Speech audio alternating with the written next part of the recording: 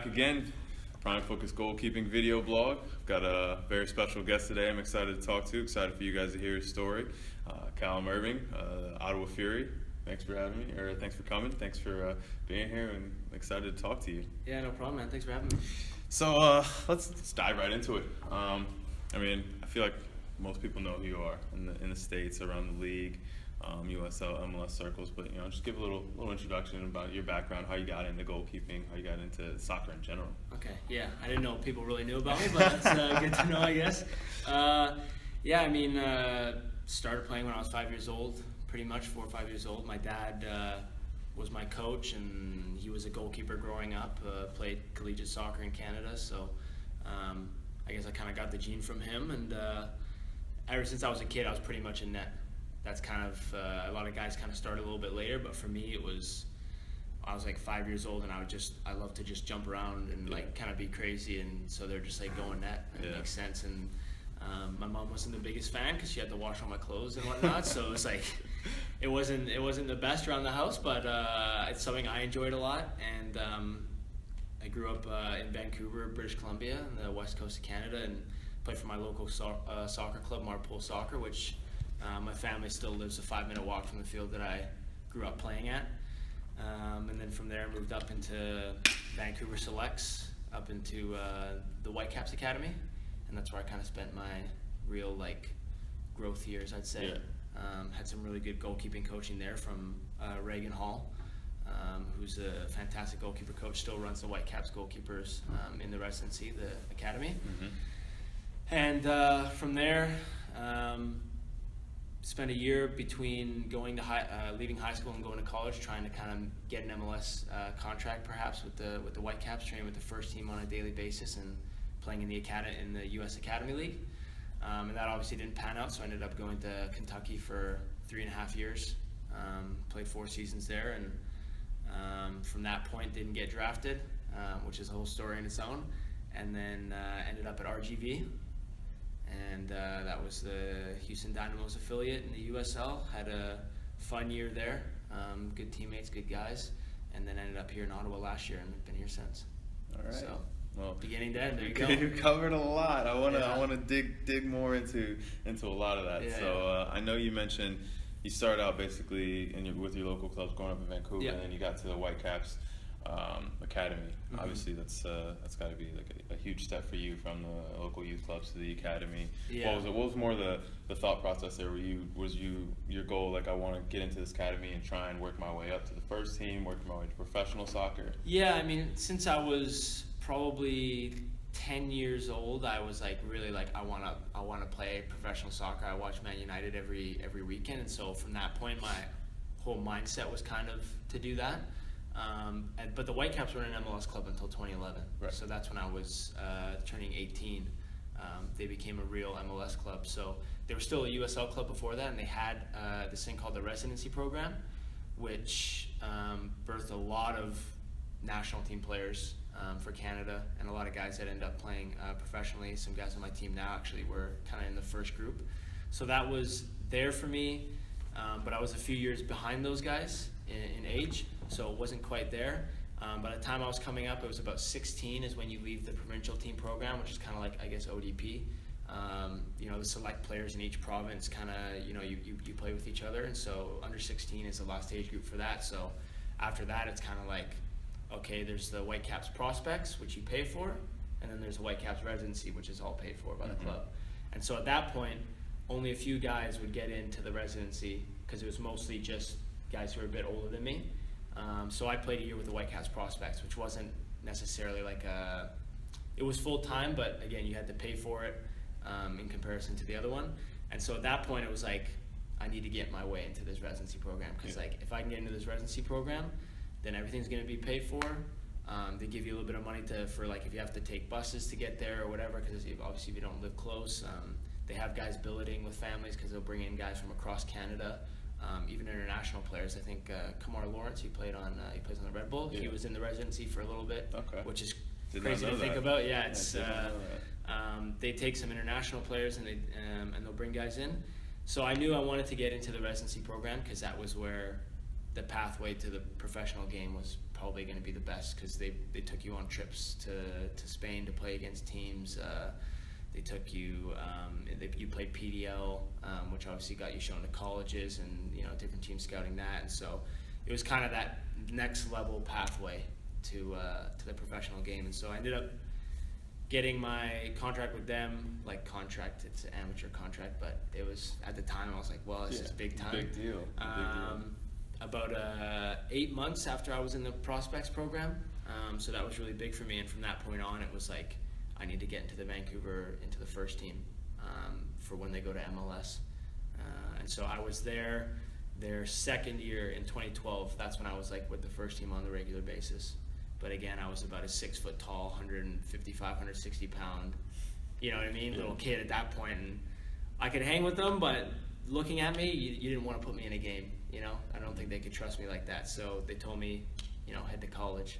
And at that point, it was like, geez, like the Whitecaps was everything to me, you know? Just like any, I think, MLS Academy player, everybody thinks they're going to sign for the first team, or at least that's their like singular goal. They don't see anything else. Nowadays with the USL second teams being around, it's a bit different, the pathway, but back in my day, there was no like Whitecaps to kind of strive for and have that kind of bridge. So it was like, you gotta get onto this first team.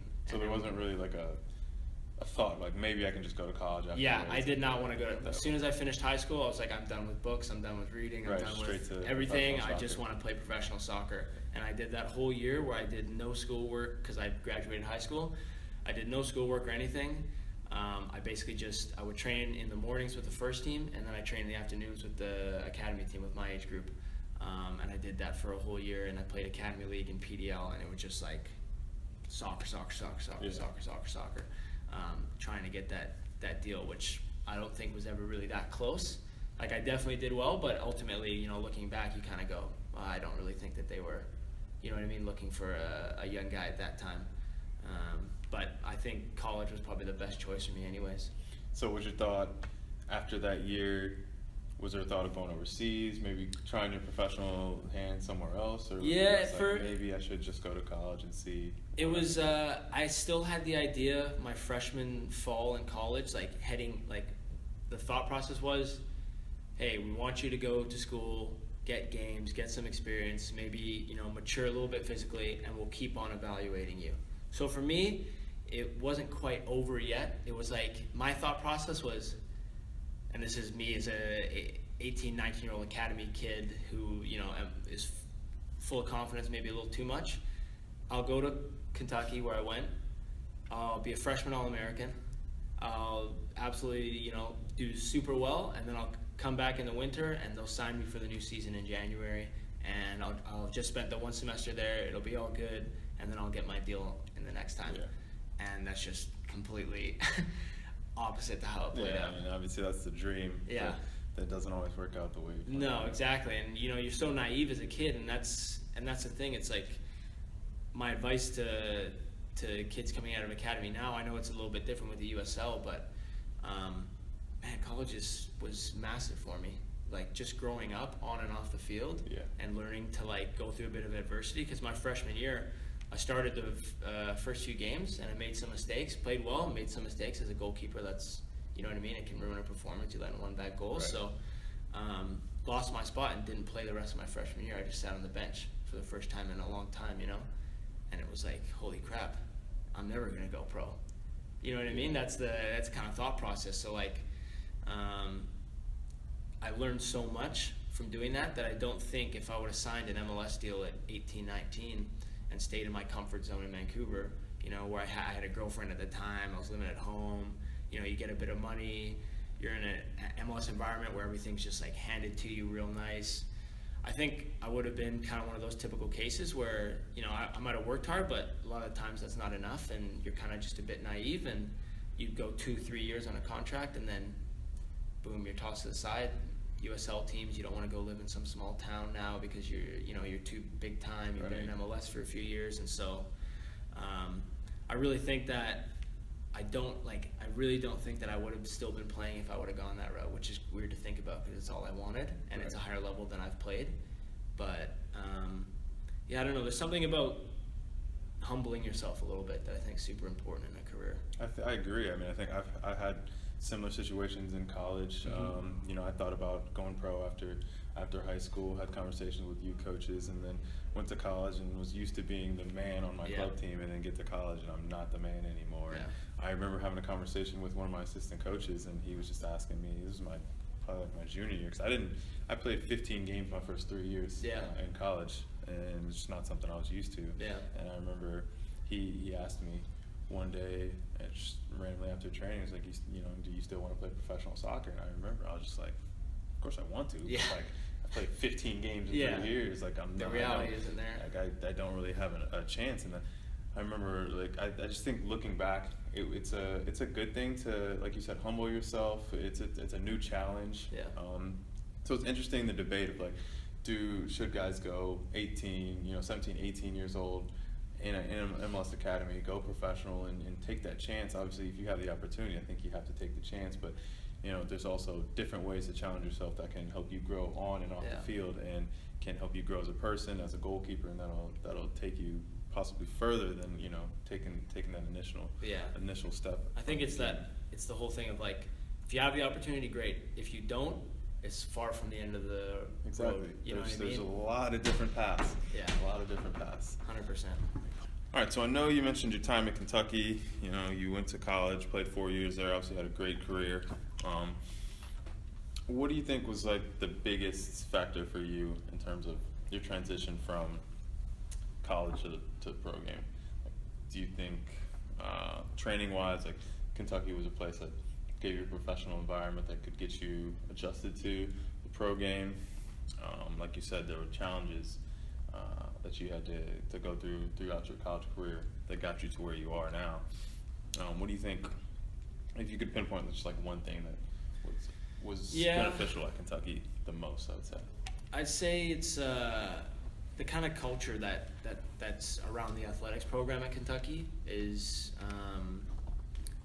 it prepares you for like wanting to do better all the time, which is something that's like it amazes me looking back at it and looking at where it keeps going. It's like as a athletic department, they're pushing every single program to be better than they were, like all the time. Like once you complete a goal as a department, they're setting out brand new goals for the next 4 or 5 years. You know what I mean? And like when I got there was, you know, a like nice facility for college soccer. The team didn't do well, so there was brand new coaches that I went in with, and we had my good year, like a freshman year as a team, we did well. My sophomore year, we did not do well. We didn't make the tournament. And for my junior year, we had a brand new $10 million stadium. And it's like, hold on a second, this doesn't add up. You know what I mean? Yeah. Usually it's like, wow, this team's really getting better. Let's, you know, support them like that. But it's like, look, as an athletics program, like, this is what we expect you guys to be. We're giving you every single tool to succeed. You just need to take advantage of it. And it was like, oh man, like if we have a strength trainer that is willing to work with me one-on-one in his free time, like I should take advantage of that. You know what I mean? Yeah. Because like for me, I was a small guy, so I was like, I need to get in the gym more. So I was doing extra sessions with him. And then there was a nutritionist there that was available for us, or, you know, somebody to talk about with sports psychology, or, you know, our coaching staff doing extra sessions, or, you know, just all these different facets of like what was provided for us. It was like, do you want to succeed? Okay, take advantage of what we're giving you. You know what I mean? Because too many people, there's stuff there, but they take it for granted. And it's like, that really showed me like, oh man, like I'm lucky to be here, and I better make use of this. You know what I mean? And then when I got to the pro game, it was like, okay, maybe everything isn't as good as it was at Kentucky, because as an athletics program, they have so much money through football and basketball, you know, massive SEC programs. So everybody benefits off that. But, you know, you go to a USL club and, you know, maybe it's not as good as something that you can get at Kentucky, but you're like, you know what, I'm going to take advantage of whatever I have here. You know, you build good relationships with people, and you work your butt off no matter where you are.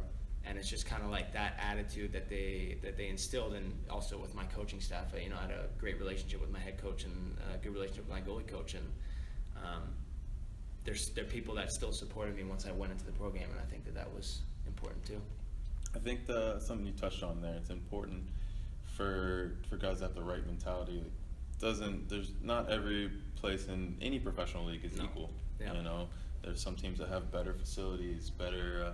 Even in the MLS. Yeah, in MLS, you'll go to some teams that have good facilities, but it's not, you know, Atlanta United. Exactly. You know, it's not facilities like that. Yeah. But it's important for especially goalkeepers to know, like, you got to take advantage of every opportunity you have. Yeah. Work as hard as you can and put yourself in the best position 100%. To be successful. And I feel like some guys, I mean, I've learned throughout my 6-7 years in the pro game. Like, there were times where I was just like going to practice, doing what I was supposed to do, and leaving. But you got to put in that extra work. You've got to do things after training, extra shooting, you know, little things like distribution, working on little things like that give you just that extra edge that some people don't, they just don't take advantage of. So I think 100%. that's one thing.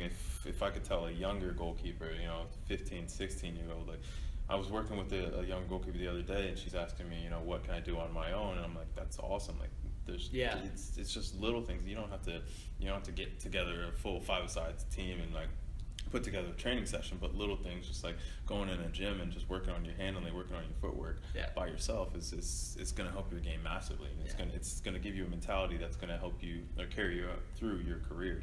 100%. So I think that's massive for goalkeepers to know at a younger age.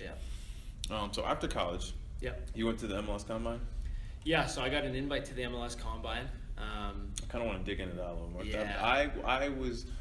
I didn't get invited to the MLS Combine. I've known people who've been there, but I don't really know how effective it is in evaluating talent. So I'd like, you know, kind of want to discuss it. So I've been to the MLS Combine just to watch.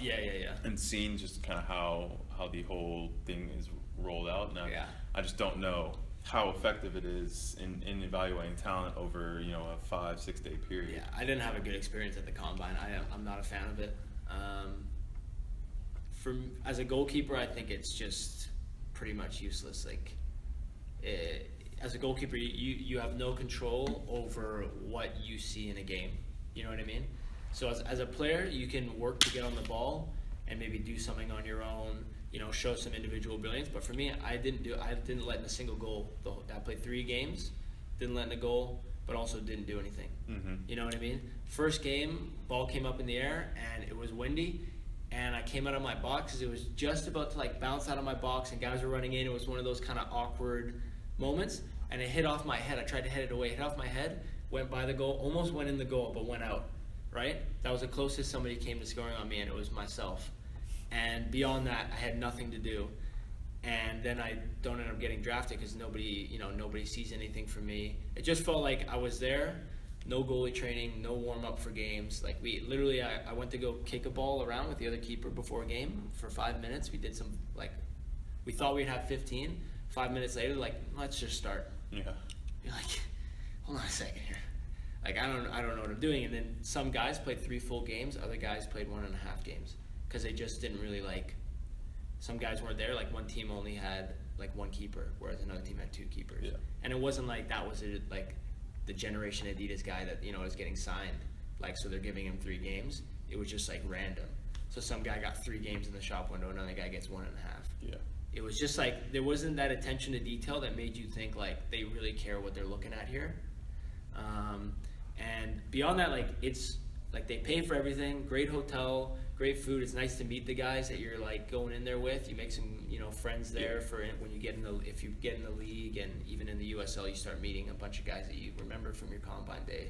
But for a goalkeeper, I feel like, man, you would learn so much more about a goalkeeper if you just did a goalie session with an MLS goalkeeper coach, and you brought all those guys in, and we're like, here, let's do it like a thorough, like 3 days, same way they do games. If you just did 3 goalie sessions, you'd be able to get way better grasp of how good of a keeper is. Yeah, and it's compared to 3 games. Interesting to hear that from your perspective, because I've had conversations with a couple different MLS goalkeeper coaches who've said that exact same thing. They'd love to just run goalkeeper sessions down at the combine. Maybe not exclusively goalkeeper sessions, but like have at least a 45-minute session every single day, just to like at least see what the goalkeepers can do in their own like environment, rather than just throwing them into games. And I mean, maybe they get action, maybe they don't. Like, obviously you see their college career and see what they've done there, but then, you know, can they perform in a different atmosphere in front of the coaches, things like that. So It's interesting. I've always heard, everybody wants to go to MLS Combine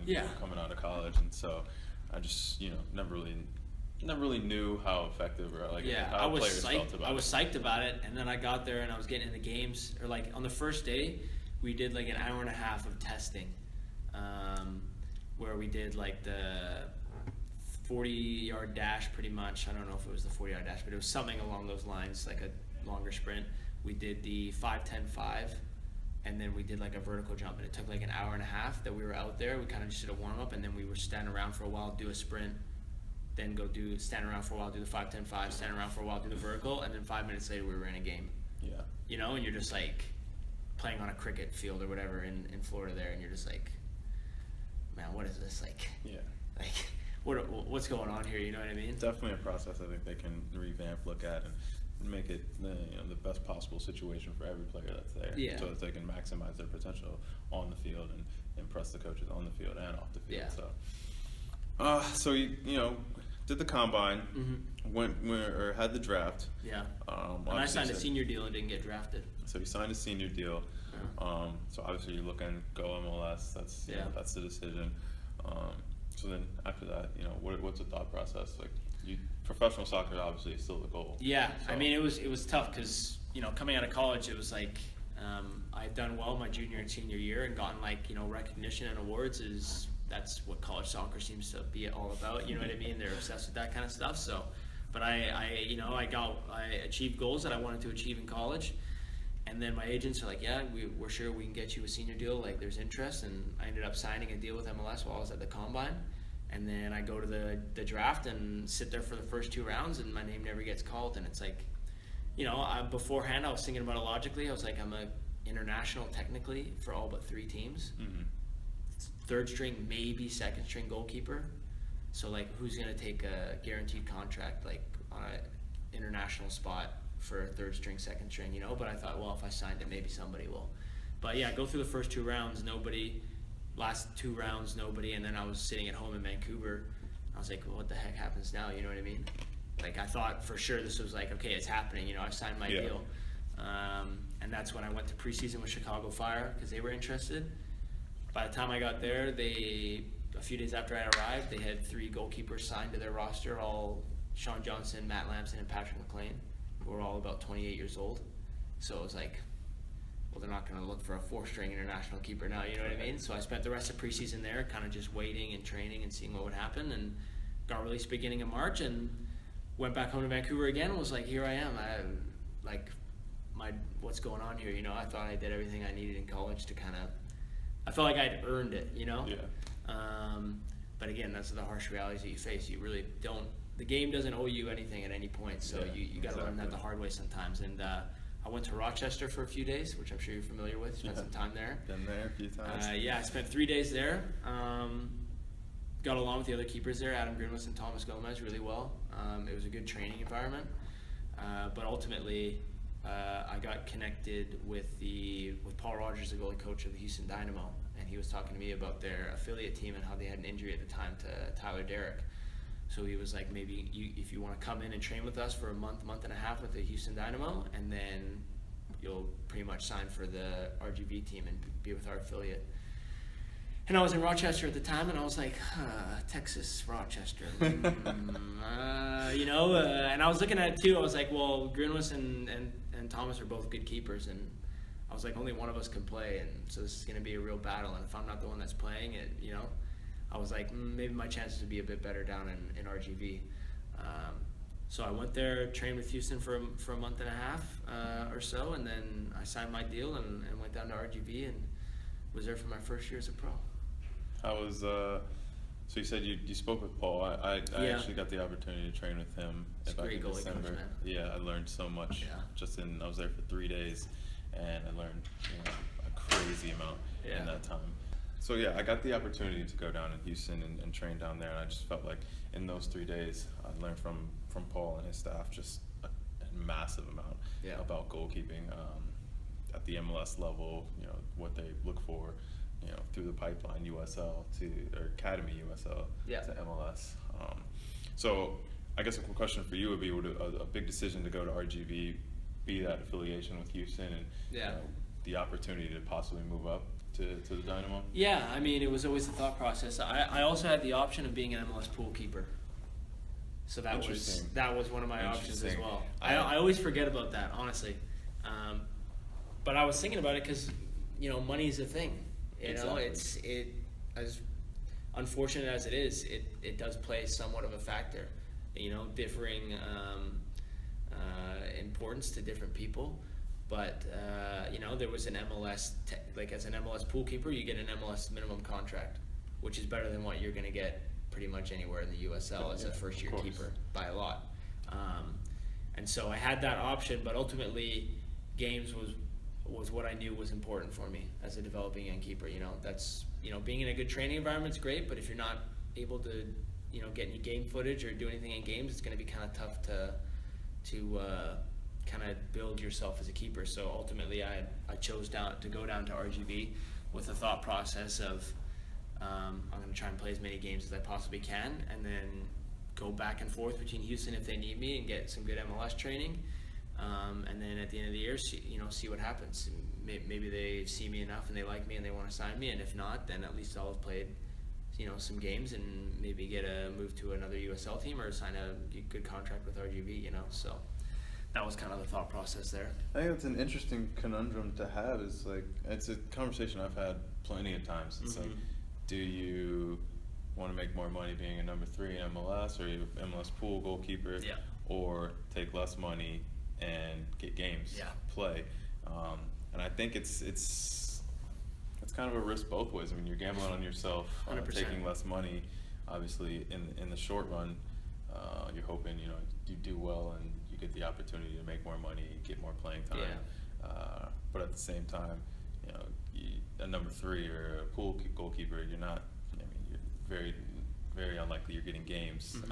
At least back then when there weren't MLS 2 teams, things like that. But you're making more money, and you can hopefully move up the ranks in an MLS side. So making more money, quality of life, living in a bigger city, exactly, chances are just kind of everything. It's definitely different decisions for different people. But like I always tell people, you got to gamble on yourself.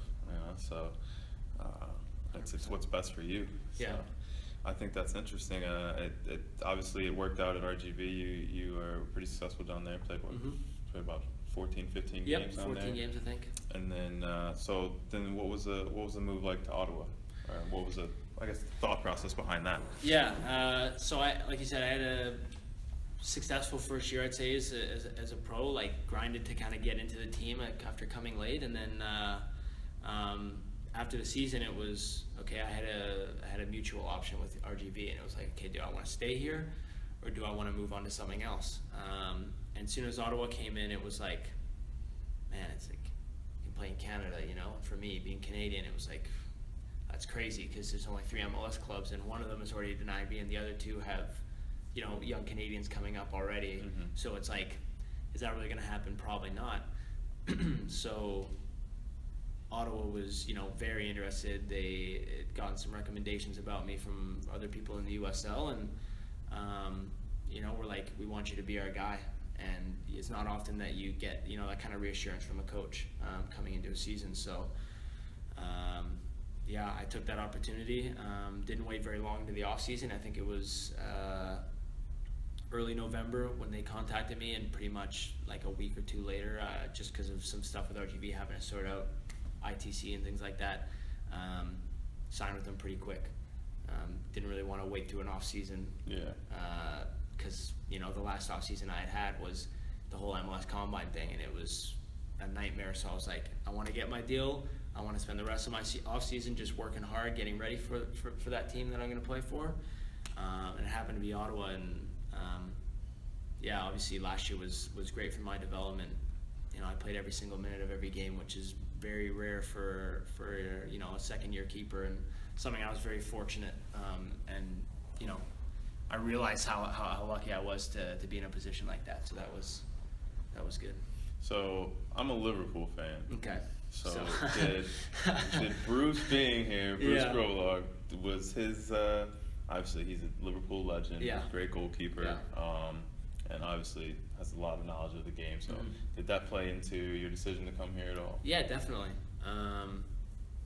I knew that he was here. I had heard that he was kind of old school in his ways, but I was like, man, even if I just talk to this guy, I'm gonna learn stuff. Right. You know, it's just like he's won European Cups. He's played over 500 games for Liverpool. He's won the Premier. Like he's done everything you could want to do on the club level.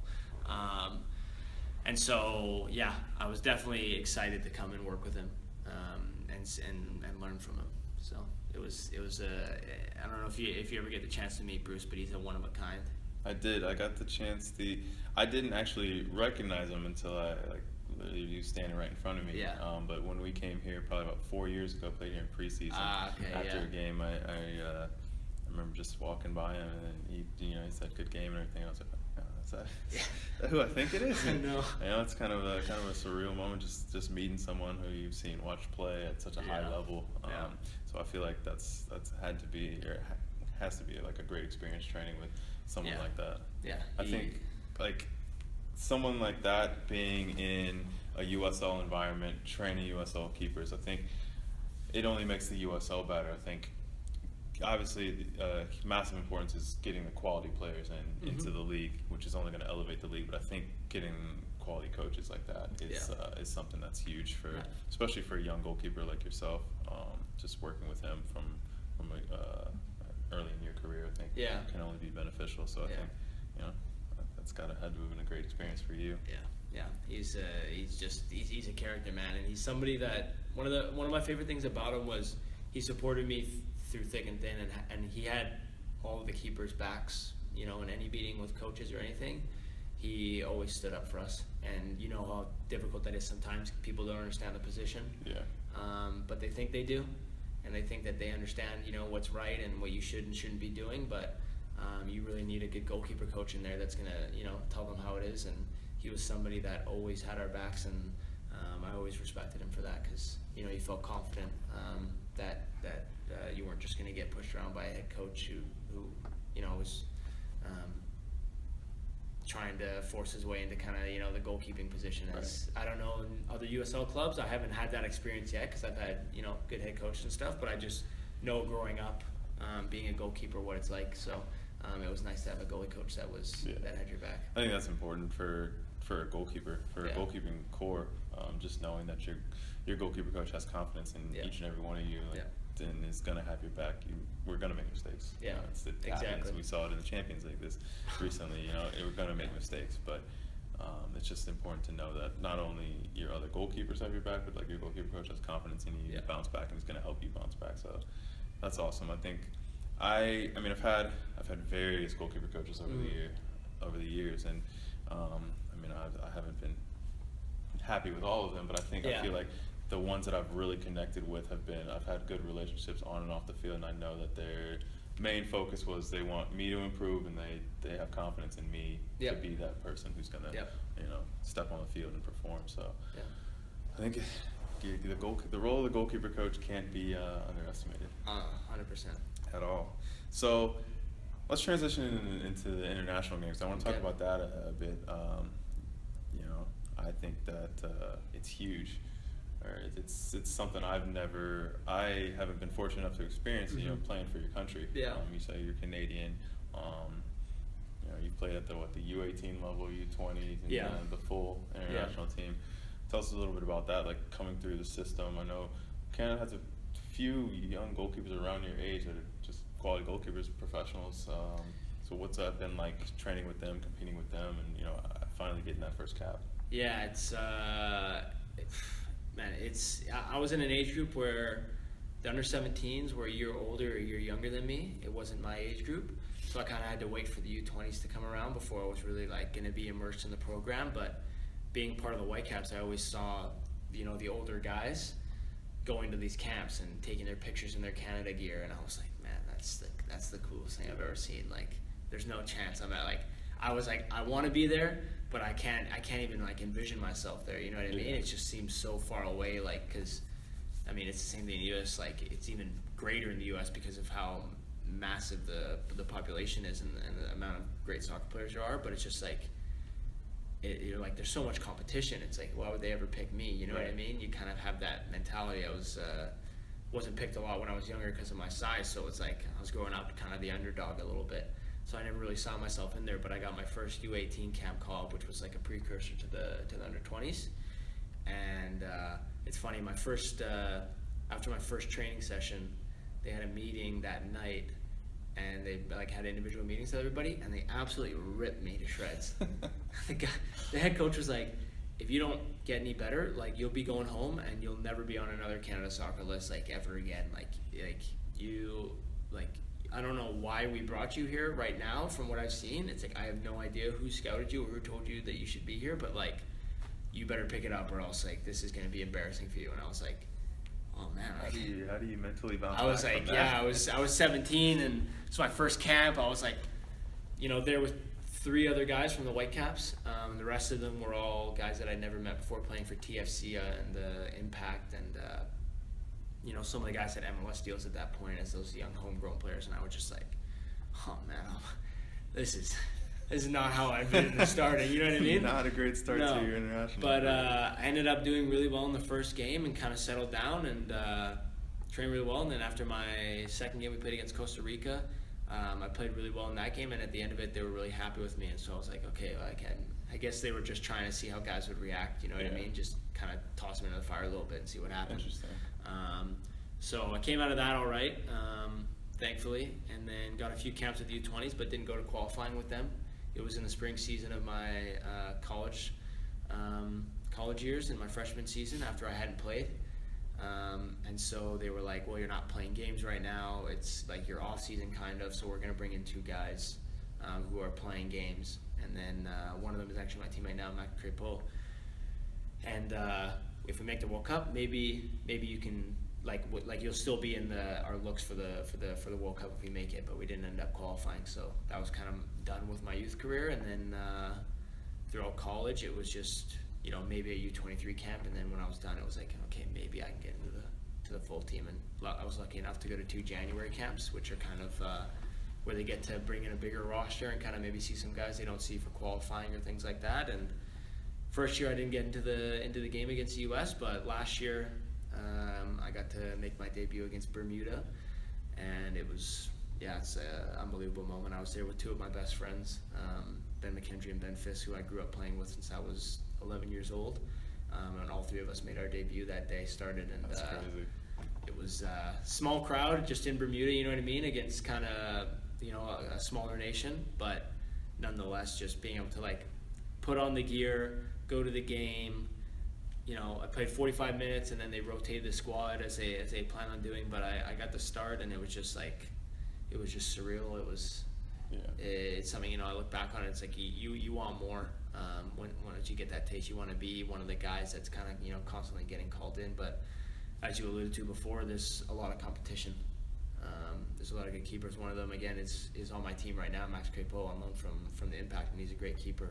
And we're battling every day in training. And he's somebody that I was with on the U20 camps, and my first January camp he was there. So I think that's one of the kind of the stronger positions with I think just North America in general. I think goalkeeping is something that translates throughout the world, and I think that you see guys like Tim Howard, Brad Guzan from the U.S. that go over, Brad Friedel, Casey Keller, all these guys that go play in Europe, and they can play at the top level. I think in Canada we have guys that can do that as well. So there's a lot of competition there. Yeah. But it's something that every day I work towards and hope that they'll call my name again. Right. So you mentioned with the U20s that you were in college for your spring season.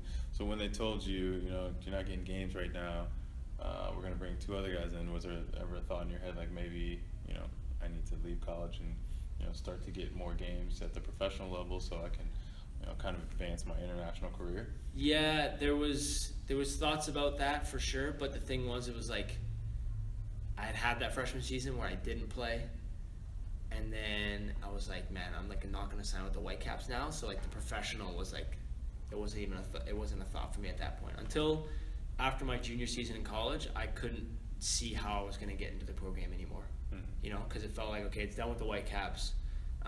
They'll bring me back and evaluate me, but ultimately I think they ended up signing this guy, Marco Carducci. He's a great young keeper, 3 years younger than me. They ended up signing him while I was in college, so it was like, okay, well, that door's kind of shut now. I just have to focus on my college and, hope that blossoms into something. So yeah, once I got into college, it was like, I'm doing this, you know what I mean? Yeah. To the best of my ability, and I'm going to stay here. Because after my junior year, my coach had some connections, and he was like, look, if you want to try and go the professional route, you can, and I'll support you. But I was like, no, I came here, I want to finish this, you know? And so once I was there, it was kind of like, after that freshman fall, it was like, I need to do this. Yeah. Yeah. Well, I feel like we've covered a lot. Yeah.